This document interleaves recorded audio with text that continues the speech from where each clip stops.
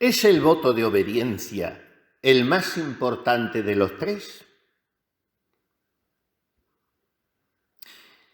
Entonces, como siempre, empieza con que no para terminar con que sí.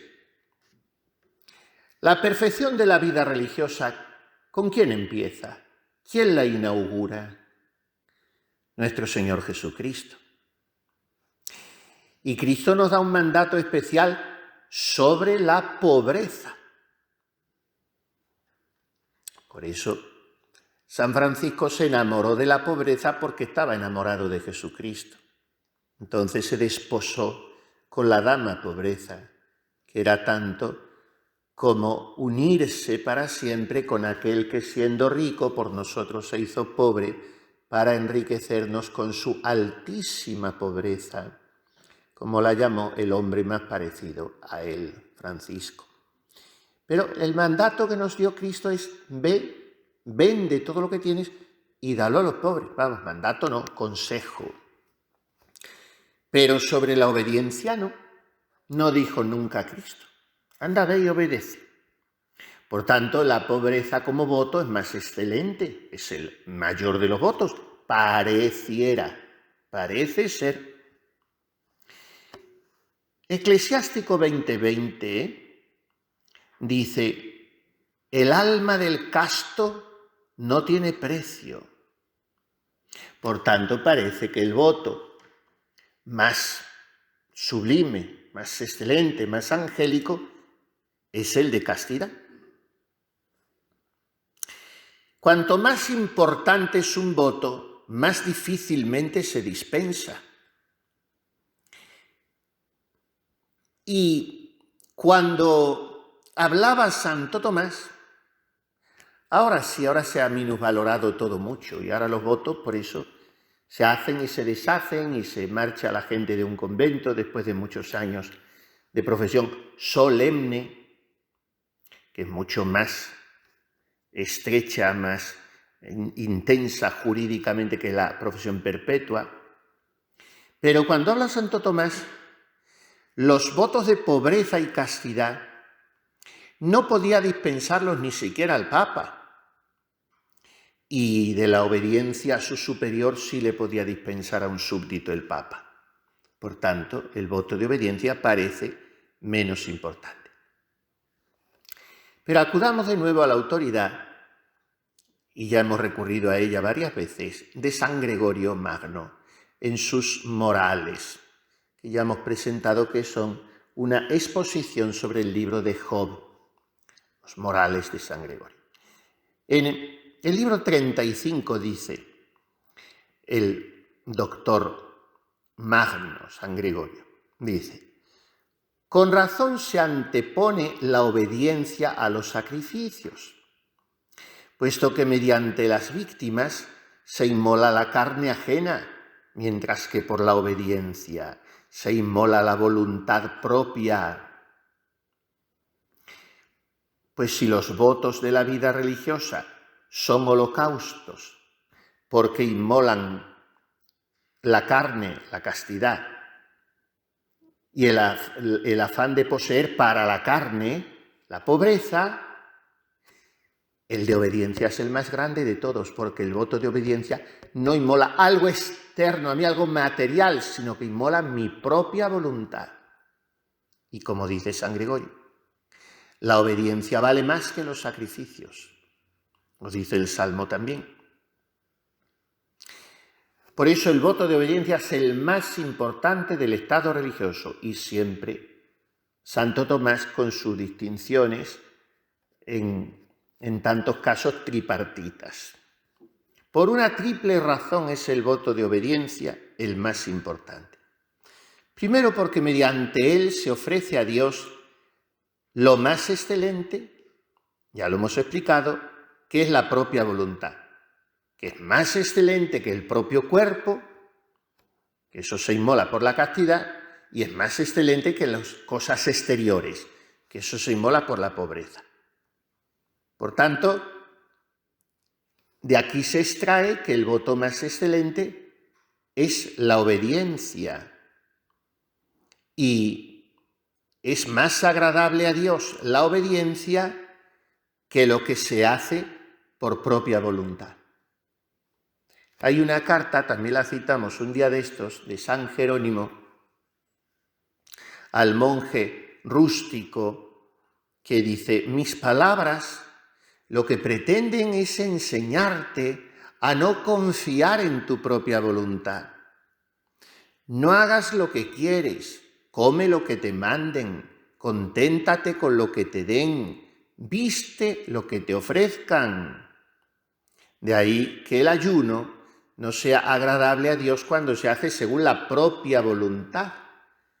Como dice Isaías 58:3, lo leemos en Cuaresma: ayunáis haciendo lo que queréis, lo que os da la gana, ayunáis haciendo vuestra propia voluntad, ayunas de comida y no ayunas de tu yo, porque la comida es externa a mí y la castidad, aunque sea mi propio cuerpo, pero es algo material. Lo espiritual, que es lo que más vale, es la voluntad.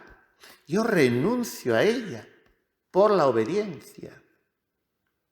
De manera que esta es la primera razón por la cual es evidente que el voto de obediencia es el más importante de los tres. Y en segundo lugar, pues verán qué sencillo y qué claro. Porque el voto de obediencia implica a los otros dos, pero no viceversa. O sea, el religioso, en virtud de la obediencia, está obligado a guardar la pobreza y la castidad. Pero la castidad y la pobreza son también materia de obediencia. O sea que todo se engloba bajo la obediencia. ¿La pobreza qué es? No usar nada sin licencia. Licencia del superior. Ahí tienes. Que la pobreza va de la mano de la obediencia y la castidad. En tercer lugar, ¿por qué el voto de obediencia es el mayor? Porque se extiende a actos próximos al fin de la vida religiosa. Y cuanto más cerca del fin está algo, más excelente es. ¿Cuál es mi fin? Pues aprender a tocar muy bien el órgano. Cuando tú practicas el primer día, haces así con la mano derecha y aprendes la escala como mucho, el primer día. Y el segundo y el tercer día, al cabo de 10 años, estás mucho más cerca del fin que te habías propuesto, que es tocar muy bien el órgano. Por lo tanto, ¿qué es lo más perfecto? Lo que más se aproxima al fin. Entras en un convento y, como decíamos esta mañana, primum in intentione, ultimum in executione. Lo primero en la intención es lo último en la ejecución. ¿Cuál es tu fin al entrar en el convento? La perfección de la caridad, la santidad. Y eso en el postulantado, en el noviciado, pues no lo tienes. Hay almas que sí. Hay almas que le dan 15 rayas a quien lleve muchos años. Pues una Santa Teresita, o en fin, tantas monjitas, que no porque murieran jóvenes, aquella Celina de la Presentación, Clarisa, que fue hace poco beatificada y pasó sin pena ni gloria, con la fama que había tenido, que no había un convento de Clarisas que no hubiera una Celina de la Presentación, además le ponían el nombre entero. Y luego hace poco la beatificaron y nadie ni conoce su vida, ni se la nombró, pero bien, en todas las órdenes y todos los conventos siempre hay alguna monja que, siendo joven, pues llena una carrera de gigante. O se la lleva al Señor o la deja en esta tierra siendo una santita el resto de su vida. Pero normalmente, corrientemente, no es así. No es así. Se entra en un monasterio con ese deseo y uno se va poco a poco. Ojalá se aprovechara la vida para eso. Pero también hay almas que lo que hacen es retroceder o quedarse estantes. Que dice San Juan de la Cruz que en este camino del Espíritu el no avanzar es retroceder.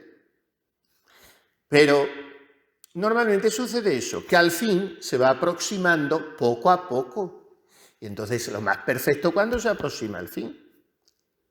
Una flecha en el arco del arquero, pues está tensa, está preparada, Pero, ¿cuál es su excelencia? Llegar al fin y clavarse en donde tenga que llegar. Pues esa es la perfección de la flecha, la perfección, el acabamiento de la misión, hemos dicho.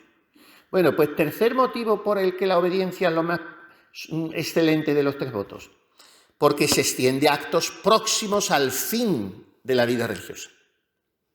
La obediencia me ayuda a hacer aquellos actos que me conducen más al fin, todavía más que la castidad y la pobreza. Porque si alguien guarda la pobreza y la castidad voluntarias sin el voto de obediencia, no por ello pertenece al estado religioso.